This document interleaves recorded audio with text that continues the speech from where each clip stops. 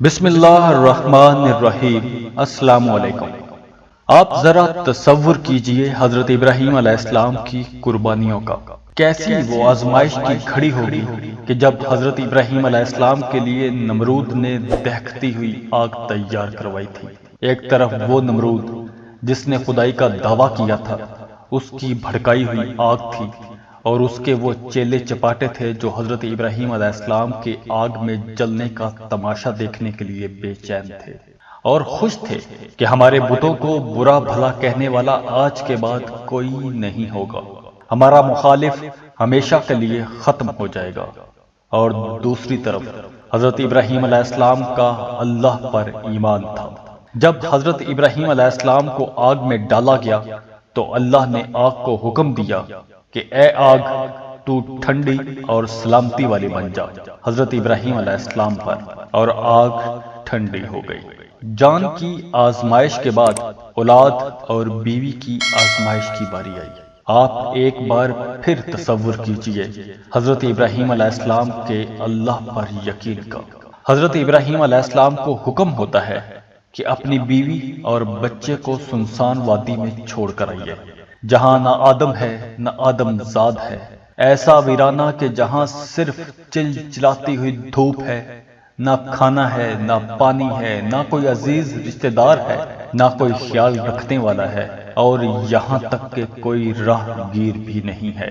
حضرت ابراہیم علیہ السلام اللہ کا حکم ملتے ہی بیوی اور بچے کو اس جھلسی ہوئی پہاڑیوں اور سنسان وادی میں چھوڑ کر آ گئے۔ یہ بالکل نہ سوچا کہ اس تپتی ہوئی وادی میں ایک ماں اور دودھ پیتے بچے کا کیا ہوگا۔ بس اللہ کا حکم ملتے ہی تعمیل کے لیے فوراً تیار ہو گئے اور بیوی بچے کو مکہ کی وادی میں چھوڑ آئے۔ حضرت ابراہیم علیہ السلام نے جاتے وقت حضرت حاجرہ علیہ السلام کو کچھ کھجوریں اور پانی دے دیا۔ سیدہ حاجرہ علیہ السلام بھوک کے وقت کھجوریں کھاتی اور پیاس کے وقت پانی پی لیتی۔ پھر ایک وقت آیا کہ کھجوریں اور پانی ختم ہو گیا۔ حضرت اسماعیل علیہ السلام کو پیاس لگی تو حضرت حاجرہ سے بچے کی پیاس دیکھی نہ گئی۔ اس تپتی ہوئی وادی میں بچہ جب ایڑیاں رگڑتا تو ماں تڑپ تڑپ کر کبھی صفا کی طرف جاتی کہ شاید کوئی قافلہ نظر آ جائے اور پانی مل جائے، اور کبھی دوڑتی ہوئی مروہ پر چڑھتی کہ شاید ادھر سے کوئی قافلہ گزرتا ہوا دکھائی دے جائے۔ پھر بھاگی بھاگی بچے کو دیکھنے آتی کہ کس حال میں ہے وہ معصوم۔ اس معصوم کو دیکھ کر پھر پانی کی تلاش میں صفا و مروہ کا چکر لگاتی، اور پھر جب امید کی کوئی کرن نظر نہ آتی تو بے قرار ہو جاتی۔ حضرت حاجرہ علیہ السلام جن دو پہاڑیوں پر پانی کی تلاش کے لیے گئی تھی، ان دو پہاڑیوں کو صفا و مروہ کہا جاتا ہے۔ ان دونوں پہاڑیوں کے درمیان سیدہ حاجرہ علیہ السلام 7 مرتبہ دوڑی۔ اللہ رب العزت کو ان کا دوڑنا اتنا پسند آیا کہ قیامت تک ہر آنے والے حاجیوں کو حکم فرما دیا کہ وہ بھی صفا و مروہ کے درمیان 7 چکر لگائیں اور سیدہ حاجرہ علیہ السلام کی سنت کو زندہ رکھیں۔ ان دونوں پہاڑیوں کے بارے میں اللہ دوسرے پارے میں فرماتے ہیں، بے شک صفا اور مروہ اللہ پاک کی نشانیوں میں سے ہیں۔ جب سیدہ حاجرہ علیہ السلام کو دوسری پہاڑی سے بھی پانی نہ ملا تو واپس اپنے بچے کے پاس آتی ہیں اور ایک عجیب منظر دیکھتی ہیں کہ جہاں پر حضرت اسماعیل علیہ السلام ایڑیاں رگڑ رہے تھے، وہاں پر پانی کا ایک صاف شفاف چشمہ جاری ہو گیا ہے۔ پھر یہ خیال آیا کہ اس بڑھتے ہوئے پانی کو روکنا چاہیے۔ آخرکار حضرت حاجرہ علیہ السلام نے اس پانی کے ارد گرد ایک آڑ بنا دی۔ پانی کو روکتے ہوئے سیدہ حاجرہ علیہ السلام کہتی جاتی، زمزم زمزم، ٹھہر اے پانی ٹھہر۔ یہی وہ آب زمزم ہے جسے کروڑوں لوگ بطور تبرک پیتے ہیں اور اپنے ساتھ بھی لے کر جاتے ہیں۔ نبی کریم صلی اللہ علیہ وآلہ وسلم فرماتے ہیں کہ اگر سیدہ حاجرہ علیہ السلام اس پانی کو زمزم نہ کہتی تو یہ پانی ساری کائنات کی ہر ضرورت کو پورا کرنے کے لیے کافی ہوتا۔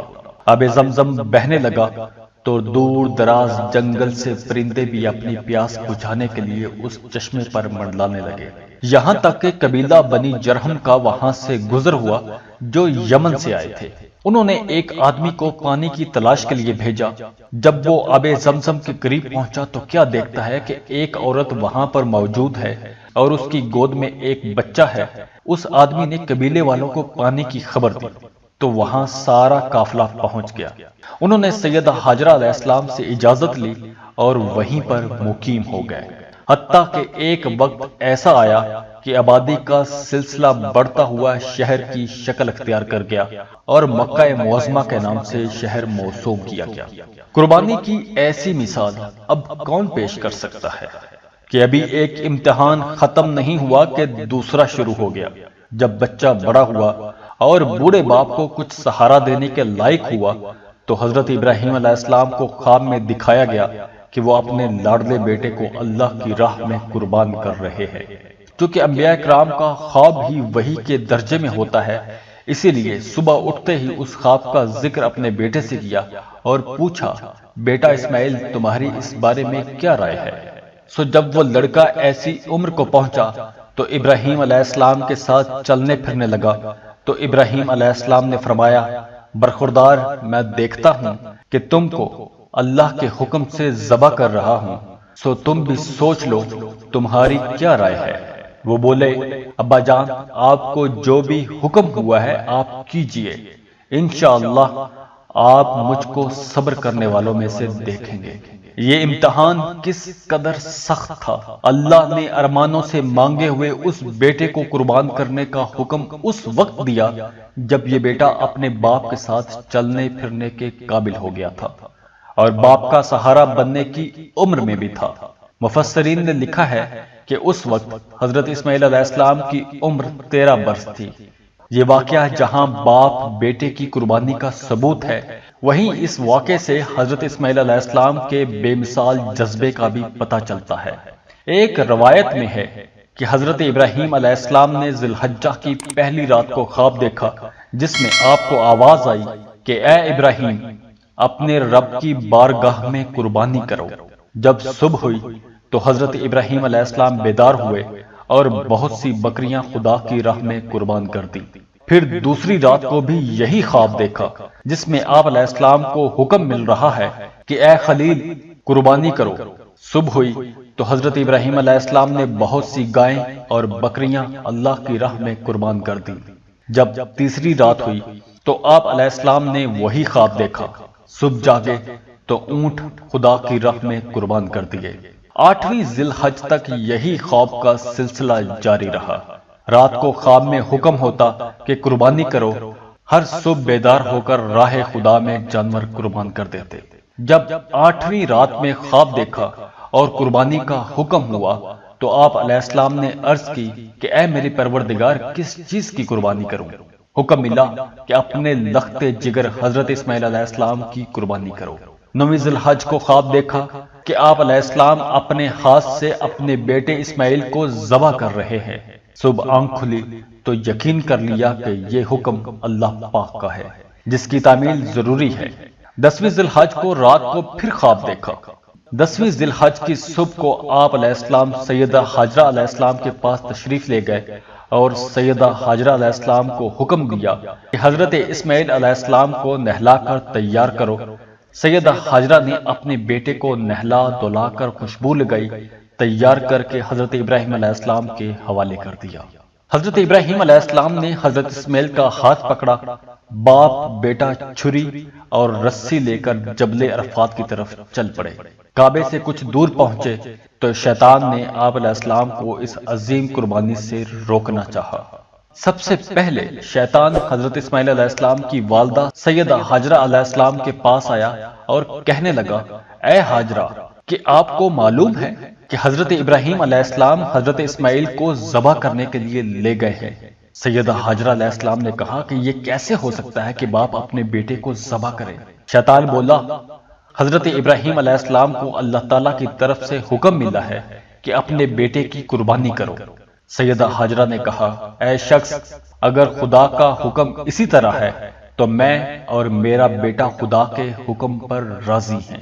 شیطان جب مایوس ہو کر واپس ہوا تو حضرت اسماعیل علیہ السلام کے دل میں وسوسہ ڈالنے لگا۔ قریب جا کر کہا، تجھے تیرا والد ذبح کرنے کے لیے لے جا رہا ہے۔ حضرت اسماعیل علیہ السلام نے پوچھا، کیوں؟ تو شیطان نے کہا، وہ سمجھتے ہیں کہ اللہ تعالیٰ نے انہیں ایسا کرنے کا حکم دیا ہے۔ حضرت اسماعیل علیہ السلام نے جواب دیا کہ اگر اللہ تعالیٰ میری جان کی قربانی قبول فرما لے تو میرے لیے اس سے بڑھ کر کیا سعادت ہوگی۔ شیطان نے ہر ممکن کوشش کی کہ حضرت ابراہیم علیہ السلام کسی نہ کسی طرح اس عظیم قربانی سے رک جائیں، مگر وہ کامیاب نہ ہو سکا۔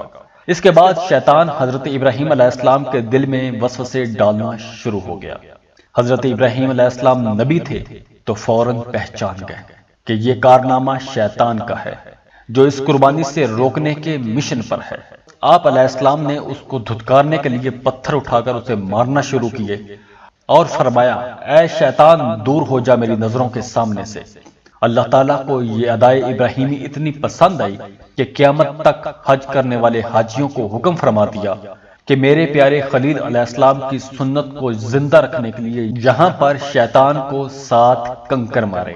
حضرت ابراہیم علیہ السلام اور حضرت اسماعیل علیہ السلام ایک پہاڑ کے قریب پہنچے تو حضرت ابراہیم علیہ السلام نے اپنے بیٹے حضرت اسماعیل علیہ السلام سے کہا، اے میرے بیٹے، میں نے خواب میں دیکھا کہ تم کو میں اپنے ہاتھ سے ذبح کر رہا ہوں، اب بتا تیری کیا رائے ہے؟ حضرت اسماعیل علیہ السلام نے جواب دیا کہ اے ابا جان، آپ کو جو حکم ملا ہے وہ پورا کیجیے، مجھے آپ انشاءاللہ صبر کرنے والا پائیں گے۔ جب وہ دونوں تیار ہو گئے، باپ نے بیٹے کو پیشانی کے بل لٹا دیا۔ چھری چلانے سے پہلے حضرت اسماعیل نے کہا، ابا جان میری کچھ وصیتیں ہیں۔ ابا جان، پہلی وصیت تو یہ ہے کہ میرے ہاتھ پاؤں رسی سے باندھ دیں تاکہ اگر میں تڑپوں تو آپ کے لباس پر خون کا چھینٹا نہ پڑے۔ ذبح کرنے سے پہلے چھری کو تیز کر لینا تاکہ یہ فریضہ ادا کرنے میں دیر نہ ہو جائے۔ اپنی آنکھوں پر پٹی باندھ لینا، کہیں محبت کی وجہ سے آپ اس فریضے سے نہ رہ جائیں، اور میرا خون آلود کرتا میری والدہ کے پاس پہنچا دینا تاکہ وہ اس کرتے کو دیکھ کر اپنے دل کو تسلی دے لیا کریں۔ حضرت ابراہیم علیہ السلام نے حکم خداوندی کو پورا کرتے ہوئے حضرت اسماعیل علیہ السلام کے نازک حلق پر چھری رکھی تو چھری حضرت اسماعیل علیہ السلام کے گلے پر کند ہو گئی۔ بار بار چھری چلائی مگر ایسا ہی ہوا۔ حضرت ابراہیم علیہ السلام نے چھری کو ایک پتھر پر مارا، چھری نے پتھر کے 2 ٹکڑے کر دیے۔ حضرت ابراہیم علیہ السلام نے چھری سے مخاطب ہو کر کہا، کیا وجہ ہے کہ اتنے نرم و نازک گلے کو بھی نہیں کاٹتی؟ پھر جب حضرت اسماعیل علیہ السلام کے حلق پر چھری چلائی، گلے پر چھری چلنے سے پہلے حضرت جبرائیل علیہ السلام جنت سے ایک مہنڈا لے آئے، اس کو نیچے رکھ دیا اور حضرت اسماعیل علیہ السلام کو اٹھا لیا۔ مینڈا ذبح ہو گیا تو اللہ تعالیٰ کی طرف سے آواز آئی، بے شک ہم نے پکارا، اے ابراہیم تو نے خواب سچ کر دکھایا، ہم نیکیوں کو یوں ہی جزا دیتے ہیں، بے شک یہ صاف آزمائش ہے، ہم نے اس کا فدیہ ذبح عظیم کے ساتھ کر دیا ہے اور اسے بعد والوں میں باقی رکھا۔ حضرت ابراہیم علیہ السلام کی قربانی اللہ تعالیٰ نے قبول فرما لی اور اسے یادگار کے طور پر قیامت تک باقی رکھا، اور اب ہر سال اس قربانی کی یاد کو تازہ کیا جاتا ہے۔